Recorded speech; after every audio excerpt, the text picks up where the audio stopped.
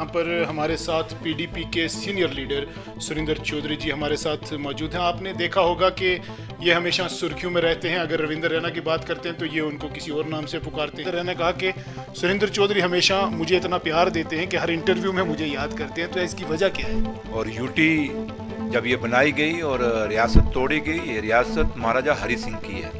महाराजा हरि सिंह ने रियासत खरीदी थी। हम तो कहते हैं चलो हमारे सपने तो तोड़े आपने पीडीपी वालों के, लेकिन कम से कम वाजपेयी साहब की तो इज्जत रखनी चाहिए। अटल बिहारी वाजपेयी साहब की जो सोच थी, ये तो नरेंद्र मोदी के साथ हुआ, अटल बिहारी वाजपेयी के साथ बता रहा हूँ ना, तजुर्बा होता है ना, माजी से कुछ चीजें सीखी जाती हैं। बिस्मिल्लाहिर्रहमानिर्रहीम, अस्सलाम वालेकुम। आप देख रहे हैं कश्मीर क्राउन और मैं आपका मेज़बान राहिल गनई। तो इस वक्त हम पहुंचे राजौरी ज़िला में, जहां पर हमारे साथ पीडीपी के सीनियर लीडर सुरिंदर चौधरी जी हमारे साथ मौजूद हैं। आपने देखा होगा कि ये हमेशा सुर्खियों में रहते हैं। अगर रविंदर रैना की बात करते हैं तो ये उनको किसी और नाम से पुकारते हैं, लेकिन आज हम इनसे बात करेंगे किस तरीके के हालात, यूटी जिस तरीके से पहले स्टेट को यूटी बना दिया गया, आज पहली मुलाकात है इनकी और पहली बार कश्मीर क्राउन पे आ रहे हैं। तो सर, सबसे पहले खुशामदीद आपका कश्मीर क्राउन में। थैंक यू, शुक्रिया सर। जिस तरीके से 2019 5 अगस्त की अगर हम बात करें तो एक सान्या हुआ है, अगर हम कहें 370 की मनसूखी के बाद ये हालात बने, और उसके बाद फिर हमने देखा कि आला क़यादत जो थी, बड़े लीडर्स जो थे, उनको नज़रबंद किया गया। यानी ये क्या एक इस तरीके का जो करना था, ये एक्ट था, लोगों के अंदर अब क्या मैसेज देकर आप दोबारा से फिर से लोगों के अंदर एक सियासी शऊर पैदा करेंगे? देखिए, जहाँ तक ताल्लुक़ है जम्मू कश्मीर, हम रियासत कहते हैं, लेकिन आज की डेट में बदकिस्मती है कि ये यूटी है। और यूटी जब ये बनाई गई और रियासत तोड़ी गई, ये रियासत महाराजा हरि सिंह की है। महाराजा हरि सिंह ने रियासत खरीदी थी, उसके पैसे दिए थे और अंग्रेज़ों से ली थी। मालिक तो वो था, फैसला तो महाराजे को करना चाहिए था, लेकिन आज फैसला वो लोग कर रहे हैं जिसका इस रियासत से लेना देना ही कोई नहीं। हाँ, जहाँ तक ताल्लुक़ है कि जब ये रियासत तोड़ी गई और यूटी बनाई गई, और ये एक गुंडा राज हम कह सकते हैं, इससे ऊपर कुछ नहीं है। क्योंकि अगर हम आइन की बात करें तो आइनी तरीके में ये था कि जहाँ की जो इलेक्टेड गवर्नमेंट थी वही 370 पर कोई फैसला कर सकती थी, लेकिन यहाँ पे इन्होंने सरकार तोड़ के लीडरों को अंदर करके उसके बाद एक आदमी को गवर्नर बना के यहाँ बैठा के उससे एक कलम से साइन करवा के लिखवा लिया, जी हाँ आप ये रियासत तोड़ दीजिए। और कहीं ना कहीं जब ये कहते हैं कि हम आइन के खिलाफ बात करते हैं पीडीपी वाले, तो हम ये कहते हैं कि आइन को अगर कोई रोंद रहा है, कोई तोड़ रहा है, तो वो दिल्ली की सरकार तोड़ रही है। जम्मू कश्मीर रियासत के अंदर पीपल्स डेमोक्रेटिक पार्टी, जिसके कायद, जिसके लीडर मुफ्ती मोहम्मद सईद जो हैं, वो इस देश के होम मिनिस्टर रहे हैं। He was the youngest home minister of India. तो वो आदमी जो सेकुलर था और कभी उसने हमेशा पीस की बात की, हमेशा शांति की बात की। उन्होंने हमेशा एक बात कही कि हिंदुस्तान और पाकिस्तान को बैठ के बात करनी पड़ेगी और तभी अमन आएगा, और उन्होंने रास्ते खोलने की बात की और रास्ते खोले, और उस बात को अटल बिहारी वाजपेयी साहब ने भी माना। तो इसलिए आज जब ये रियासत तोड़ी गई, यूटी में बनाई गई, तो वो जो सपने अटल बिहारी वाजपेयी ने इस रियासत के लिए देखे थे, मुफ्ती साहब ने देखे थे, वो आज की सरकार जो दिल्ली में बैठी है उन्होंने तोड़ दिए। हम तो कहते हैं चलो हमारे सपने तो तोड़े आपने पीडीपी वालों के, लेकिन कम से कम वाजपेयी साहब की तो इज्जत रखनी चाहिए थी, वाजपेयी साहब की तो रिस्पेक्ट करनी चाहिए थी। क्योंकि वाजपेयी साहब ने कहा था, आपको याद होगा अगर, जब वो कश्मीर आए थे तो उन्होंने कहा था कि आप दोस्त बदल सकते हो लेकिन पड़ोसी नहीं बदल सकते। और उन्होंने कश्मीर की धरती से पाकिस्तान को दोस्ती का हाथ बढ़ाया था, और वो शख्स थे जो दिल्ली से लाहौर बस लेके गए थे। तो इसलिए कम से कम बीजेपी को उस लीडर की, जिस लीडर ने भारतीय जनता पार्टी की बुनियाद रखी, जिसने भारतीय जनता पार्टी को बनाया, अपने खून से सींचा, कम से कम उनकी सोच को तो जिंदा रखना चाहिए था। यहाँ पर अगर हम देखें यूटी में जिस तरीके से पीडीपी की, खासकर अगर हम किता पीर पंजाल की बात करें, एक्स मिनिस्टर्स जो थे, एक्स एमएलए जो थे, वो कहीं ना कहीं उस मौका पर पार्टी से चले गए जब पार्टी को ज़रूरत थी। देखिए, सियासत है, सियासत में ना सदा कोई दोस्त है ना सदा कोई दुश्मन है। अब जो गए वो गए, उस पर हम क्या तबसरा करेंगे। लेकिन है कि आज हमारी लीडर इतनी मजबूत है, महबूबा मुफ्ती जी जो पार्टी की सदर भी हैं, कि वो इन सब उनके जाने के बाद भी आप देखें, आज रजौरी पुंछ का टूर है, वो कल से टूर पे निकली हैं। रास्तों में देखें दुनिया उनको रिसीव कर रही है। मेंढर के अंदर आपने देखा कितने लोग थे। आज पुंछ में जब उनकी वर्कर की एक छोटी सी मीटिंग हमने बुलाई थी, जबकि वहाँ हाल ही में जगह नहीं रही बैठने की, तो आज भी ये रजौरी में आई हैं। तो लिहाजा रजौरी पुंछ का जो टूर है है महबा जी का, वो इसी चीज़ को कि हमारे जो लोग गए उनके बाद थोड़ा सा वर्कर कहीं डिमोरलाइज हो गया था। लीडर गए लेकिन वर्कर नहीं गए। उन वर्करों को इकट्ठा करने के लिए उनका द्वारा से वो माला जो पीपल्स डेमोक्रेटिक पार्टी की मुफ्ती मोहम्मद सईद साहब ने बनाई थी, उसी माला के एक एक मनके को जोड़ने के लिए आज रजौरी पुंछ के टूर पे आई हैं। आपने कहा लीडर चले गए लेकिन जो वर्कर्स थे वो नहीं गए, या जो वो लीडर्स गए वो फिर अकेले चले गए? आपके सामने अब आप यहाँ आप देखें ना, जो मैडम को अभी रजौरी के अंदर भी जो डेपुटेशनें मिल रही हैं, तो ये क्या दिखा रहा है? इतनी जबकि अभी मैडम को 1 घंटा हुआ और कितनी डेपुटेशन है, जगह ही नहीं है यहाँ बैठने की। तो लिहाजा ये दर्शाता है कि वर्कर आज भी यहीं है, वर्कर कहीं नहीं गया, सिर्फ है कि लीडर गया है। तो लीडर जाने से लोगों ने क्या क्या, अब आपने उन लोगों जो लोग मिलके हैं, थोड़ा सा जो अंदर महबा जी से उन्होंने बात की, अगर आप उनको इंटरव्यू करते तो आपको पता लगता है कि उन लीडरों के बारे में वो वर्कर क्या कह के गए हैं। तो लिहाजा मैं आज उस पर ज़्यादा तबसरा नहीं करना चाहता, लेकिन मैं एक चीज़ ज़रूर कहूँगा कि पार्टी पहले भी मजबूत थी, पार्टी आज भी मजबूत है, और इंशाअल्लाह अगर भगवान ने चाहा, मैं बाबा गुलाम शाह बादशाह के चरणों में बैठा हूँ, इनकी मेहर रही, इनका आशीर्वाद रहा, तो खिता पीर पंचाल के अंदर पीपल्स डेमोक्रेटिक पार्टी फिर एक मजबूत दीवार बन के उभरेगी, और सातों की सातों सीटें जी अगले इलेक्शन में, जब भी कभी इलेक्शन अगर भारतीय जनता पार्टी ने कराया, दिल्ली की सरकार ने कराया, तो पीपल्स डेमोक्रेटिक पार्टी जीतेगी। ये विश्वास है मेरे बाबा के चरणों में। जिस तरीके से आपने हमेशा रविंदर रैना का जिक्र हमेशा होता है आपके इंटरव्यू में, मैं चाहूँगा कि आखिर ऐसी वजह क्या है कि हमेशा रविंदर रैना को ही आप लाते हो इंटरव्यू में? जब बात होती है तो रविंदर रैना कहा कि सुरेंद्र चौधरी हमेशा मुझे इतना प्यार देते हैं कि हर इंटरव्यू में मुझे याद करते हैं, तो इसकी वजह क्या है? नहीं, हमें कोई उनसे कोई खास उनसे कोई दुश्मनी थोड़ी है, लेकिन मुझे सिर्फ उनकी बातों पे आता है कि आज युवा रोजगार मांग रहा है। जब वहाँ आप मीडिया वाले लोग उनको पूछते हैं कि युवा रोजगार मांग रहा है, तो वो कहते हैं पाकिस्तान के जबड़े पाड़ देंगे। हम कहते हैं कि भाई हमें नाली गलियाँ ट्रांसफार्मर दे दो, वो कहते हैं जी हमने आपको सिलेंडर दे दिए हैं। और हम कहते हैं कि भैया हमें यहाँ जम्मू कश्मीर रियासत के अंदर अमन दे दो, तो वो कहते हैं हमने किसानों के खाते में 2000 रुपया दे दिया है। तो वो जो बातें करते हैं, वो बातें सवाल कुछ जवाब कुछ, तो इसलिए मैं उनको जिक्र कोट करता हूं। लेकिन मैं आज ये कहता हूं कि शायद आज उनको भारतीय जनता पार्टी भी शायद सीरियस नहीं ले रही, लेकिन ये भारतीय जनता पार्टी के अंदर बड़े कदावर लीडर हुए हैं। इस कुर्सी के ऊपर जहाँ रविंदर जी बैठे हैं, वहाँ पे प्रोफेसर चमला गुप्ता भी बैठे हैं, दया किशन कोतवाल साहब भी बैठे हैं, वहाँ पे वैद विष्णुता साहब बैठे हैं। ऐसी बात नहीं है, बड़ी इंपॉर्टेंट चेयर थी, लेकिन हमेशा उन्होंने जम्मू कश्मीर रियासत के भाईचारे की बात की। लेकिन जो आज माहौल बनाया जा रहा है, हिंदू और मुसलमान को सामने खड़ा किया जा रहा है, पाकिस्तान और हिंदुस्तान के मुद्दों पर बात की जा रही है। भैया जहाँ तक हिंदुस्तान और पाकिस्तान का है, वो तो दिल्ली की सरकार ने देखना है। आपने जम्मू कश्मीर रियासत की बात करते हो, आप जम्मू कश्मीर रियासत में बताएं कि क्या बेरोजगार बच्चे को रोजगार मिल रहा है? क्या वो 60,000 डेली वेजर सड़कों पे है, क्या उन 60,000 डेली वेजरों को आपने रोजगार दे दिया?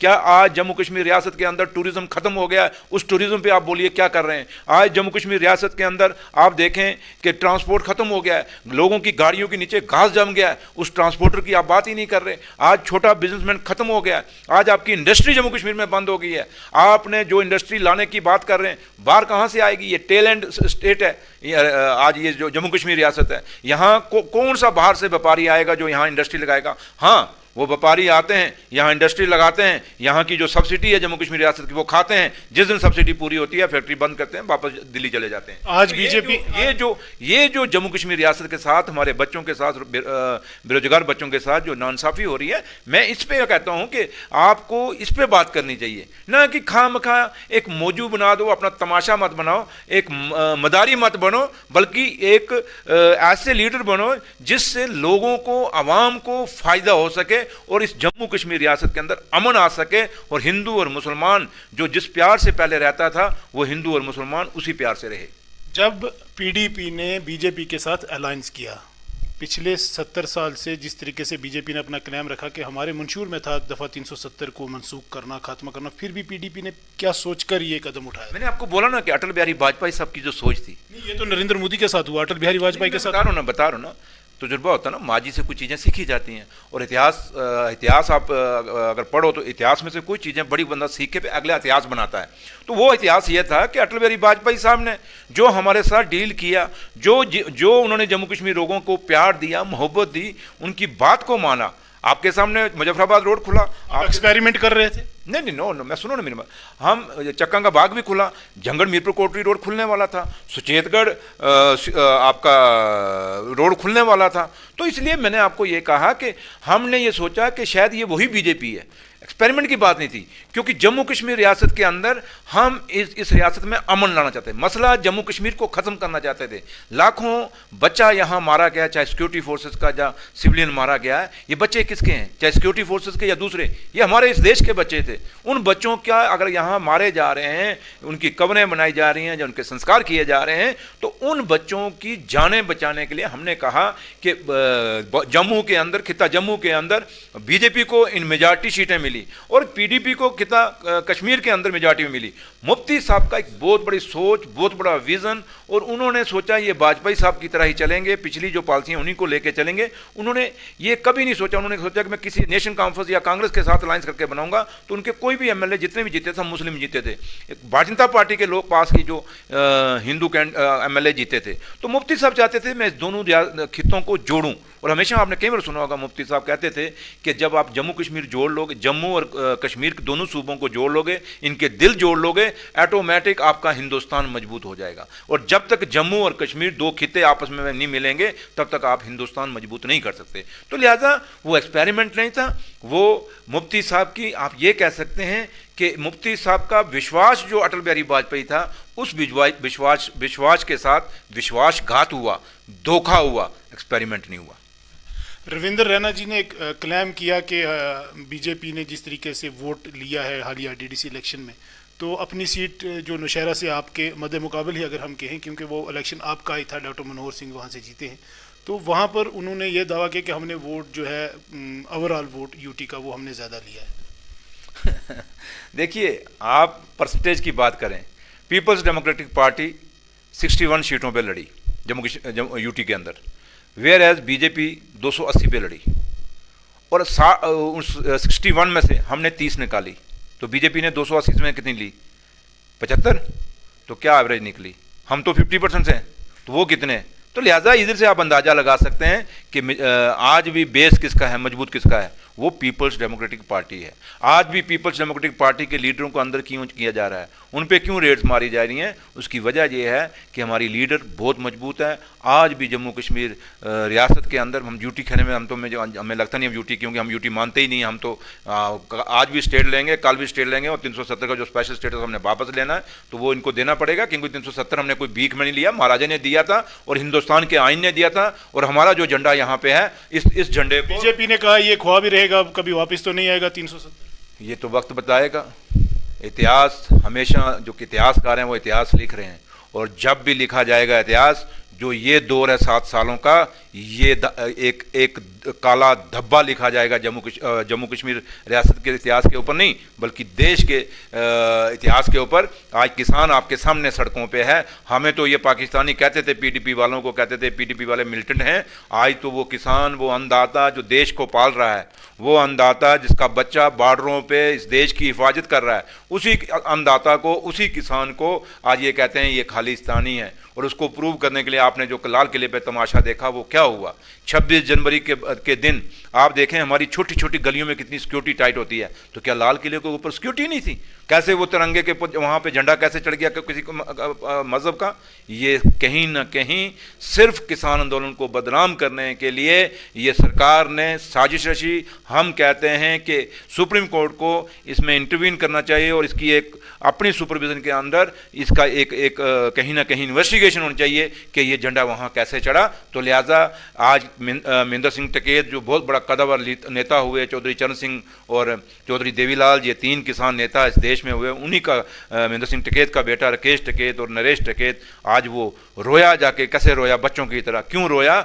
आज किसान कब रोता है? जब किसान को लगता है कि आज मैं लुट गया हूँ, मेरा सब कुछ खत्म हो गया है। तो जब वो देख रहा है कि मेरा किसान इस देश के अंदर लूटा जा रहा है, मेरा किसान का जो खेती है, जो ज़मीनें हैं, वो अडानी, बम्बानी, टिछानी जो भी हैं, उनके हाथों बेची जा रही हैं, तो वो किसान रो रहा है, वो लीडर रो रहा है। अपने हाथों से कोई बाप नहीं चाहेगा मेरा बच्चे का कहीं कत्ल हो जाए, तो आज इसलिए वो रोया। तो ये रुला कौन रहा है? इसलिए मैंने कहा वक्त आएगा, जो आप कह रहे हो वो ख्वाब देखते हैं, ख्वाब ख्वाब ही रहता है। सुबह जब नींद खुलती है तो वो ख्वाब टूट जाता है, सामने वही सुबह होती है। एक आखिरी सवाल, वही ख्वाब होगा। एक आखिरी सवाल, जिस तरीके से 370 की मनसूखी हुई, 35A की मनसूखी हुई, कहीं ना कहीं लोगों का ये मानना है कि पीडीपी भी उसमें शामिल है, क्योंकि जो इल्हाक हुआ आपका, उसके साथ अलायंस हुआ, उस वक्त पीडीपी भी तो उनके साथ, उनके मंशूर का पता था पीडीपी को सारा। नहीं, आप रिपीट करेंगे थोड़ा सवाल, क्या कहा? मैंने कहा कि बीजेपी के मंशूर में ये था कि 35A और 370 को मनसूख करना, फिर भी पीडीपी ने उसके साथ हाथ मिलाकर ये सारा किया। लोगों के अंदर ये खदशा है।